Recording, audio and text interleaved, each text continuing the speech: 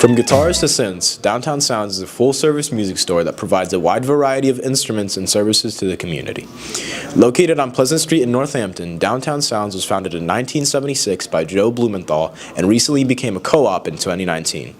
With over 20 instructors, they also offer lessons for many different instruments to those looking to learn an instrument or improve their skills. We are a cooperative. We're a collective of people who came together after the original owner of the store retired. My colleagues and I got together in 2019 to purchase the business from the original owner because no one of us could have done it ourselves. We got together with a collective under the guidance of other people throughout New England and different lawyers and attorneys and other professionals who helped us form the co-op itself. It's a nice location that we're in, helps out a lot too. Being in a community that really supports a cooperative and independent business really helps us, I think, survive. I think we'd have a much more difficult time in other places of the world, but we're lucky to be here in Northampton and we serve a community that we've been able to do so for 48 years. And I think a big part of the reason that we have maintained a successful business that continues to grow is the fact that we have a very supportive community. We are continuing to be a place where people can go and get good advice, get their guitars fixed. We are continuing to have and offer new programs like group classes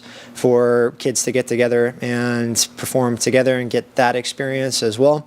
And in the future, we will continue to do more things community-oriented, whether it's for kids, teens, or adults. What brings me to Downtown Sounds over other stores in the area? I mean, I've been coming here for a long time. I bought some of my first cymbals for my drums here probably back in 2014. I get a bunch of trade-ins and stuff like that I really like. Like you can get shaker-rays and different handmade instruments. They just got a variety of stuff, and I appreciate that as somebody that's been coming here for a long time.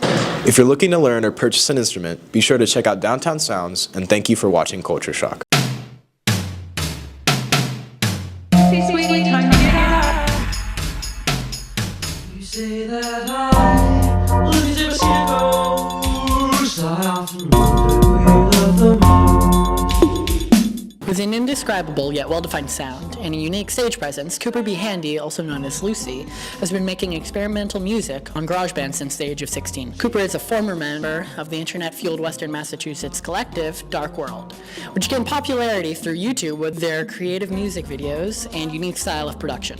After leaving Dark World in 2016 due to creative differences, Cooper's popularity has continued to increase, performing shows across the country and working with big names in the underground. For equipment, I use GarageBand, and I just have like 10 to 15 different drum sounds, like a couple kicks, couple snares, couple hi-hats, like a crash, but I've tried to stick to the same like handful of sounds for the past like decade, and treating my set of sounds as like a band that never changes their instruments. It's like maybe the songwriting gets different, but trying to keep the instruments sort of the same, if that makes sense.